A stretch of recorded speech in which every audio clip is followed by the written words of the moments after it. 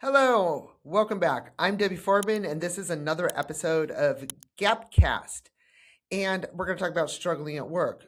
It's a big topic, it's talked about all the time, but I do it a little bit differently because we do it from the lens of gaps. What is the world of gaps? How do these gaps affect us? And today I want to talk about something that we know, but we don't think about. I know that I know. I know that I know. I know that I don't know. I don't know that I know, and I don't know that I don't know. That's one side of a coin. We're going to get to the second side of it. And through that, we have a really simple way. Simple does not mean easy. Don't equate it to easy, but a very simple way for you to wake up and go, I know that I know. I know that I don't know. I don't know that I know. And I don't know that I don't know, especially when you're struggling at work. And it applies to other struggles in life also. And I want to talk about 3 words, which is part of a process that you can apply by yourself through either GAPTrax or through our content, or if you wanted to sit down and try to design it out, that's fine. But we've made it simple for you to do. So you just have to follow it. See, do, become.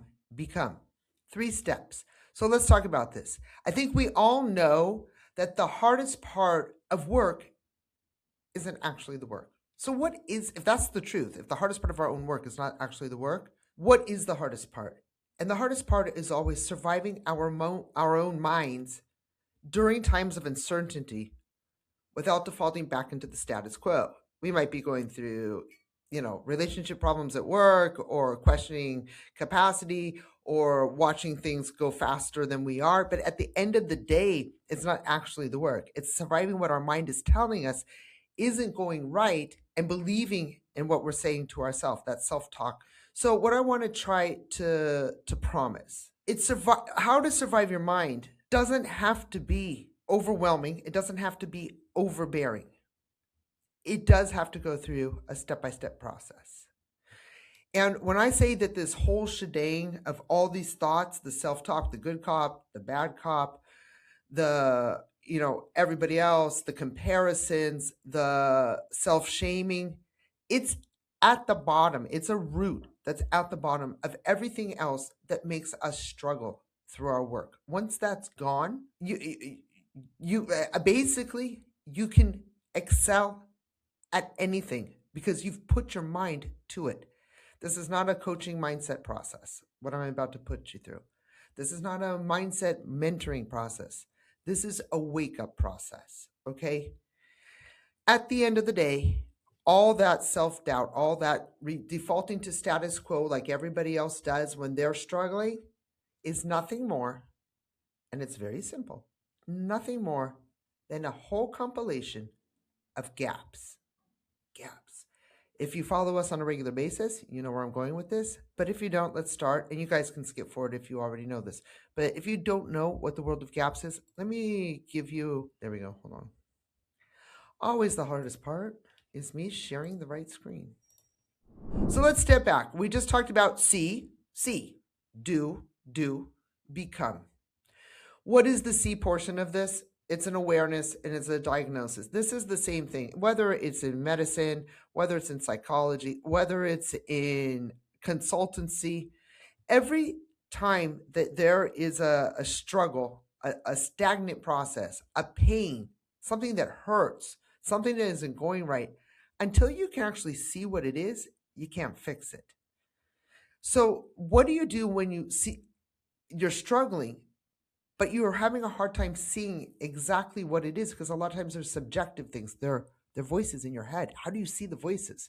But once you see them, once they're in front of you, and once they're mapped out, and once they're clear, most people just want to go kerplunk. Oh, I saw them, and now I'm going to become who and what I thought I was meant to be because I saw them. Now I can become. No, it doesn't work like that. You have to go from the see to the do. And the do is where most people give up. And they default back to the status quo. You're struggling at work. I see the problems. I've been given actions to take. But what if? And then the what if and that self-talk. And so what I'm talking about is falling back to the status quo, back into your mind and that mindset going, well, what if it doesn't work? What if it takes too much time? What if it doesn't get me? What if and all of that starts piling up. But that's the do phase, which requires planning and forecasting and execution. Those are big words, but it actually means doing. Until you go through this middle process, you're not going to bridge that gap to become exactly who and what you believe you were meant to be. Because that's a gap. And that's the gap that nobody wants to do, is the do. What do those gaps look like? Let's talk about them. This is our ebook. You have access to the ebook here in YouTube, or you can go on to my link tree on Instagram, and you can grab the ebook there also. Okay, it's free. Grab it. It's all yours. But let's talk about gaps. A gap is the distance between what you perceive and what you know. So if you're perceiving that you're not ready, that if you're perceiving that bad voice in your head, if you're perceiving that you're struggling and you don't know the answers to how, why, and when, you got a gap. A gap is what you intend. You intend to be successful. 2, what you actually achieve. Have you achieved what your intention is? If not, you've got a gap. And I live this gap every single day of my life. And I work with it every single day. Why? Because I intend to go further and further and further and further. And every time I want to go one step further, then I haven't achieved because I want to go one step further. It's just an internal gap. The skills you possess and the skills you lack. That means you have acquired skills, you acquired knowledge, you acquired skills, and now there's ones that you are required. If you are required skills that you don't have, even if it's just the skill, and when I say just, it's a big skill, of overcoming your own self-talk inside your head, then you got a gap. And then we get to the effort that we give and the results we get back. Sometimes we put in too much effort because we don't have the required skills. So this is where we come in to help you out. I'm giving you what you need to for those required skills so you can put in less effort and get better results. So what I want to go on to now is what if it's what you're still doing? I want to talk about, you just saw where those gaps are, okay? And you saw that there's a see, do, become, and then we see that most people don't want to do the do. And then we saw that there's, 4 main categories there that are the strong definitions of what the gaps are. But here's my question. What if it's what you're still doing despite already knowing better? Okay, perfect example. I know better than to eat chocolate at 11 o'clock p.m. I know better. Have I lost the weight? No. All right. So what if it's what you're still doing despite already knowing better? Well, that's one thing, eating chocolate at night. And okay. The other thing is struggling at work. Watching people go above you, beyond you, stronger, bigger, bolder, brighter. And you know that you're not doing all the hard work or the framework or the skilled upgrading or whatever it is that you need to do. So if that's the case, and I'm asking you this, do a reality check with yourself. And I'm going to ask the question again. What if it's what you're still doing despite already knowing better? How hard can it be to do what you're supposed to do? I know that I know. I know that I don't know. I don't know that I know. I don't know that I don't know. So if that's the case, then I'm going to ask a couple of questions that are going to resonate with you. And you start asking yourself these questions. Answer them. What patterns keep showing up in your life? If you're doing something that you know you shouldn't be doing, then what patterns keep showing up in your life? What are you repeating over and over? But when I ask this usually to people, they're going to write something external. I get up earlier. I stay longer. I read more. I study more. I consume more, whatever it is. But to get into that mode, I'm asking for the internal. What are the internal patterns? What are you telling yourself in your head? And where are you repeating instead of progressing? So if you keep repeating, I can't do it, it's going to be too hard, what if it doesn't work? You're repeating. So what if you just take a little scissors, oops, I just knocked my mic over, and you do that. What if you just cut that self-talk out and put a big hole, and now we got a gap, between what you know that you're doing and what you know you should be doing? there is an expectation, and I just said this in the See, Do, Become, but I want to repeat it. This constant expectation that we can go from seeing to becoming without the doing. It's because sometimes that sense of doing feels like it's going to be so massive. Well, what if it's not? What if it's just taking scissors and snipping out your self-talk? Think about it. Hard does not necessarily mean long hours. It does not necessarily mean new knowledge. It does mean, and here we go, what that scissor snipping of that self-talk is, or the scissor snipping of repeated patterns that are that internal reason that becomes the external demonstration. Okay? It means applying uncomfortable skills that may not be our strong point. It means confronting the uncomfortable. And remember at the beginning I said we always default back to the status quo, our own status quo, to our default mode. Why are you struggling at work? And you give all these examples and all these answers and all this jibber jabber because there's gaps. There's 4 main gaps. And inside your head, in the middle of those, between those 2 cliffs, in that middle of that valley, self-talk. You give external reasons, you give facts, you give data, you give whatever, but inside there, there's that internal talk. And that's where we're trying to get to right now. And at the end of the day, to go from see to become, there's the do. And what is the simplest part of the process? Applying discomfort, putting ourselves into the zone of discomfort, taking that big plunge into discomfort. What is discomfort? Discomfort is defined differently by most people, but it usually falls into uncertainty. Why knowledge really changes our behavior? Let's talk about it. What is that discomfort? I believe that I know something, then I'm going to be able to acknowledge it. You do, but does knowledge change your behavior? No. So you say, well, I've learned more, I've studied more, I've done more, but the results are the same. Does the knowledge, does the content, does the study change your behavior? No. Do you default back into the familiar patterns because you know what you're going to get? Is it more comfortable to know what you're going to get even if it's bad than to not know what you're going to get if it could be good? Think about it. Think about how uncertainty pushes us back into old habits. The attraction to knowing, even if it's bad, even if it's going to increase your struggle, even if it's going to keep you in the same place. You know that there's a big gap between knowing versus acknowledging. I know something, I acknowledge it. When I acknowledge it, what do I have to do? I have to act upon it. So let me ask you here. What am I continuing to do that I already know isn't serving me? It's the same question as before, just phrased differently. What are you continuing to do that you know isn't serving you? So what are some common examples of this? And I just mentioned this a couple of times. Consuming. Consume information, consume information instead of what? Executing. What is executing? It's the do. I see it. See is to consume, but I'm supposed to be executing what I'm supposed to do. And that's where people think they're just going to become because they took in the knowledge and they became instead of executing. Waiting instead of deciding. Because if I wait, maybe I'll find an answer. If I wait, maybe things will come to me. If I wait, maybe there'll be a miracle path. If I wait, maybe I'll get the, what do you call it? The California Mega Lotto ticket, whatever it is, the Mega Millions, something like that, Powerball. But waiting instead of doing what? Making an immediate decision. Decide now.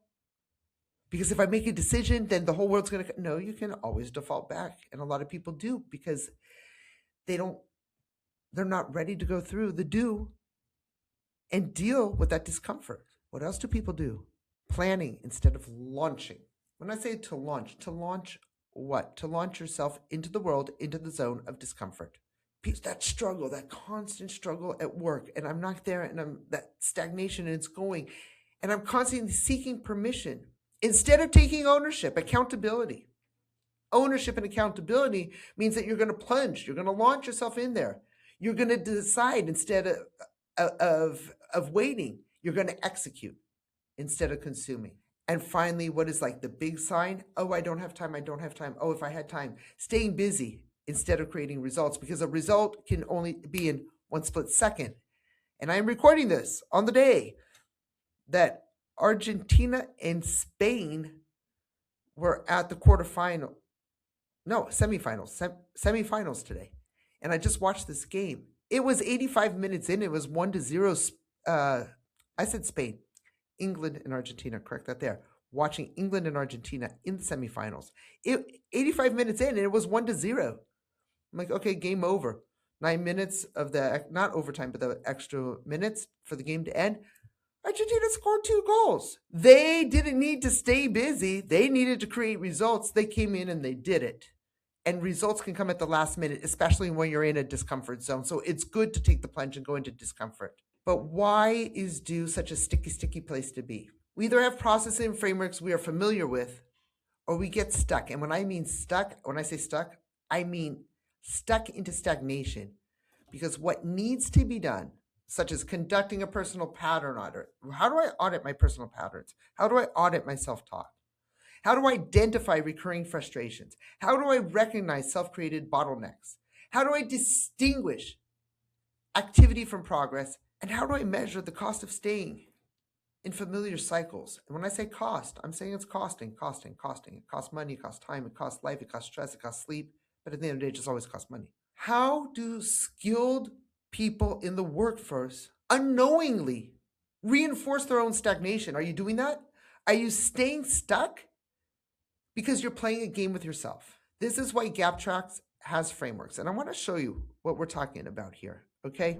All right. On GAPTrax, you guys, I put this course out there for, tens of thousands of people so they can go through this, because the question always comes is, but how do I see it? What framework do I use? Where do I go? What do I do? How do I know it? You don't have to buy into this. You do need to know that it exists. And there is no other, because of this, there's no excuse for you struggling with your mind. If you can do this on your own, go and do it. If you can't, you have the resource.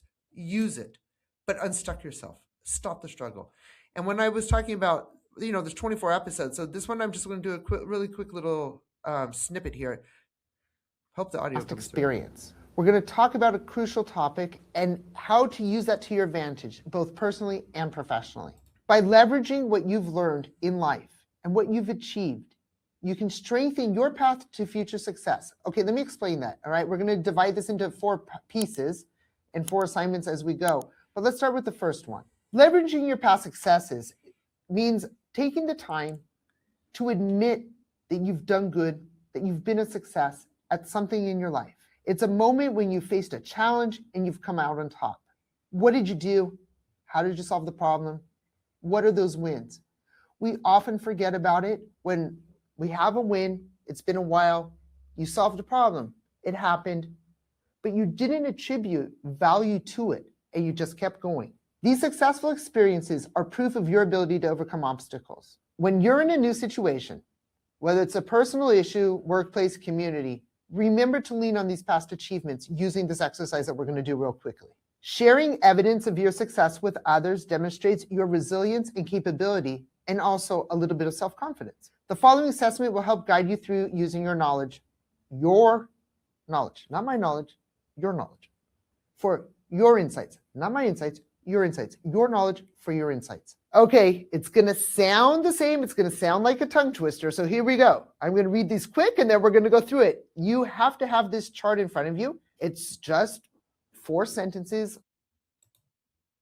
And we're back to where we started off. I know that I know. I know that I don't know. I don't know that I know. I don't know that I don't know. So how does that play out? On a T-bone, okay? Make sure you have it. If not, if you can't print it, remember, you can scribble it, you can draw it, whatever. You ready? I'm going to read it fast, like a tongue twister, and then we're going to work through it. Okay. All right. So we're back. Obviously, you probably want to know what that was. Go on to the episode. If you want access to this episode, just send us a message and we'll send it to you. But I want to bring up a discussion point before I end this. If an outsider watched your last 90 days, what would they identify as your biggest self-imposed obstacle? Now turn yourself into the outsider that's watching yourself. Now go back to that framework. You saw it on the screen. You can copy it. You can do it. Or you can get the episode. You do what you want with it. But when you do that, I want you to think, what behavior keeps repeating? Why does it keep repeating? What alternative behavior creates a better outcome? because to become is when stagnation as an identity trap turns into action. So that stagnation, which is your identity, you're trapped into this constant identity of I can't or I shouldn't or what if or whatever. When you are trapped in that self-talk identity, you're trapped, you're stagnant. When you go into the discomfort zone, when you apply simple framework, you turn it into action. So you go from the see to the do, and now you're going to turn it into the become. Self-talk. You are going to learn to create a new narrative from this is just how I am. What happens? It turns into I am not a just. I am more, and I proved it to myself because now we're able to extract it. You're able to extract it. And where's that shift that starts closing the gap? Well, the shift is from doing the work that has to be done. Why do successful professionals reinvent behaviors before results? Think about it. Successful professionals, they are constantly reinventing. They are constantly going into the discomfort. So they are constantly going into the area of what ifs. And they say to themselves, I've survived it before. What have I learned from what I've done? Where have I been successful? How do I use that success inside myself? Because then they'll be able to build evidence. So you saw that we were building it out. What was I talking about in that episode? Go back to your past. Where were you successful? What evidence can you show for it? Because when you put that evidence down, it's not just to the outside world, that's the external, but you're giving evidence to yourself. And then you're replacing certainty, like, oh, I know that I'm right about everything and nothing changes, to adaptability. You go from certainty and being stuck to the discomfort of the unknown, but your strength now is your adaptability. Because becoming the person who interrupts patterns is the person who will succeed. And now I'm going to ask you before I wind this up. What would the future version of yourself stop tolerating immediately? What would you stop tolerating? If I asked you to take a look at yourself from the outside, if you were somebody else, now where is the self-talk and what do you need to work on? And put that conversation front and center. And finally, for my closing reflection here, most professionals think growth comes from learning something new. Most often, it just comes from finally stopping what you already know is holding you back. And your assignment, what are you doing today that your future self wishes you would stop doing? I'm Debbie Foreman. This is another episode of GAPCAST. A hard one, a reflective one. We have access to information for you. Solicit it, request it, talk to us. We're here. Thanks for being with us.